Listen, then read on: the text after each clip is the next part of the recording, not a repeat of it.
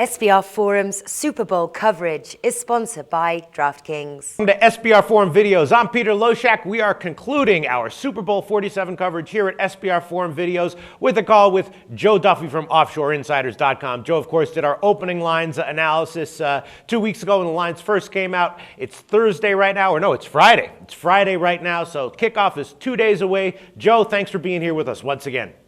Hey, Peter, I had my guys' night out last night, so I'm having trouble thinking of what day it is, but I believe it is Friday. No, it is. It's Friday, and I'll tell you what, I don't know what I'm thinking about these lines. I mean, one thing I do know is that it's going to be probably very good for the books because there's balanced action, right? Mm-hmm. The sharps haven't come in on a side yet except for the early action on the under.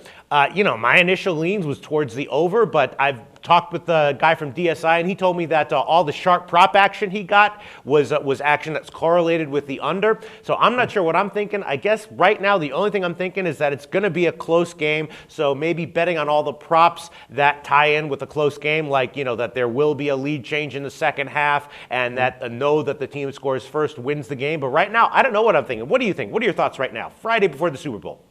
No, I agree. And in fact, there are some prop bets that I've actually strongly lean towards myself. I think Justin Smith is probably going to have a much better game. He's going to benefit from the week off, and San Fran's pass rush was a lot better at the beginning of the year. It tailed off at the end of the year, but in part because they had some guys banged up on defense. Also that the Jim Harbaugh, we can't just say Harbaugh, we have to specifically say which one, but Jim Harbaugh, heck of a coach. I think he'll make adjustments, and I do think that will show up in San Fran's defense, especially in their pass rush. I know that I agreed with you when we did it 2 weeks ago.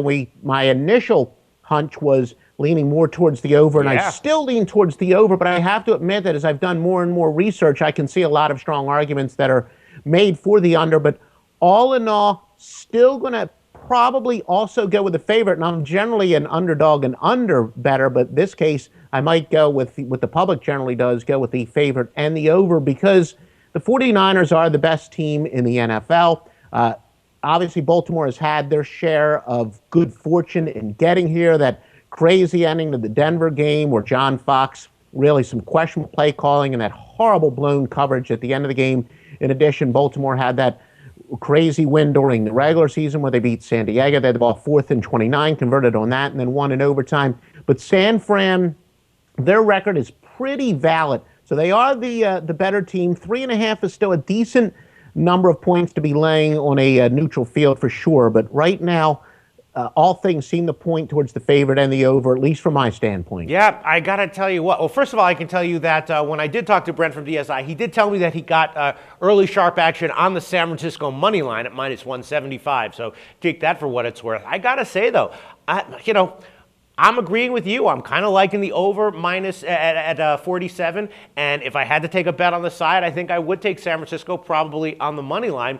Why then do you think that, so many sharp opinions have been leaning towards the under? And I guess there hasn't been any strong sharp opinion on Baltimore as yet. But, definitely when you look around the media, as many people, if not more, are leaning towards Baltimore for an outright win. What do you have to say about that?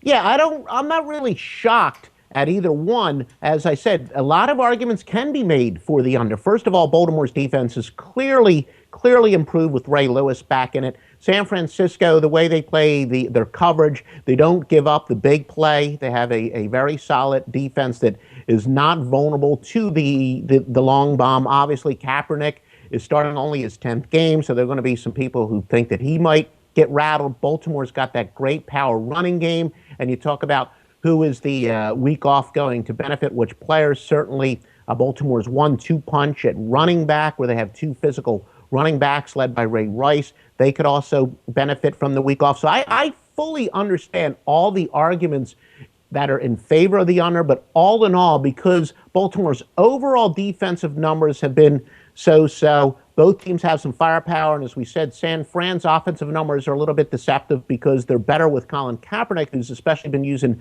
Michael Crabtree a lot more. So more arguments can be made for the over, but the fact that there's some sharp money on the under, I don't really find that all that shocking and appalling. Right, and one thing I can tell you is that Brent told me that he did get some sharp action on the no, that there will be a score in the first 7 minutes and 30 seconds and in the first 11 minutes. So it seems that, the sharps think that the scoring is going to be very low to start. So I'm thinking that maybe a decent angle might be to, wait until, the first quarter is over and then maybe bet the over, in live betting at that point, or maybe an over on the second half. If the first half was low scoring, probably it'll be 24 and a half would be a lot more dicey, but I'm thinking maybe a second half over bet if it's 24. What do you think about that?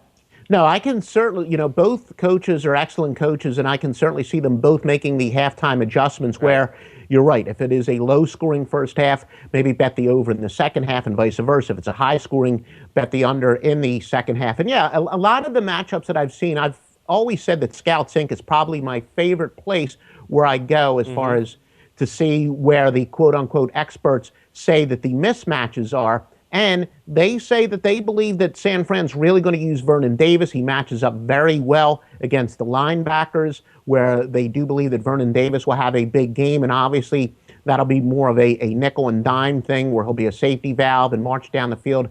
Obviously, Baltimore, as I said, they've got that very physical running game that Bernard Pierce, Vontae Leach, they were both battling some injuries. They'll probably get the ball a few more times. As we know, Ray Rice is kind of that bulldozer-type running back. So I can see San Francisco using both the tight end and, of course, their running back Davis as well. And Baltimore's got a nice 2-3-headed monster running the ball as well. So I can see, I've always said the golden rule about handicapping totals, whether it's in basketball or football, isn't so much the offense and the defense competence or lack thereof, but it is what the offensive game plan is going to be. Yes. And what the matchups do say is that each team may exploit more of a ball control type game. The mismatches would favor Baltimore running the ball. The mismatches would favor San Fran maybe using the tight end as much as they would the wide receivers. So again, yeah, I can certainly see that at least one of the halves could be quite low scoring, and then if the defenses adjust, then each team could hypothetically open it up. All right. Well, I'm going to go with the over anyway, over 47, and if the first half is low scoring, I will like the second half over even more. I would recommend that no one tail that, though, because all the sharps did come in on the under early on. Joe Duffy from OffshoreInsiders.com. Can I trouble you for an official pick on the Super Bowl, side or total? No, I agree that I am going with the over, and I will say I think it was 2, maybe 3 New Year's days ago where the sharps were all coming in one way. I was going the other way, and the sharps had a rough day, and I had a great day. So I do respect the sharps, but don't get totally intimidated by where the bookmakers say the sharps are on one game. The sharps have been wrong before. Sure, absolutely. All right, so that's your official pick on the Super Bowl, is over 47. Yes, sir. Over the total. What can I say? I'm agreeing with you. Joe Duffy from OffshoreInsiders.com. Thanks so much for all your input and calls all football season long, and we will talk to you again next year in NFL season.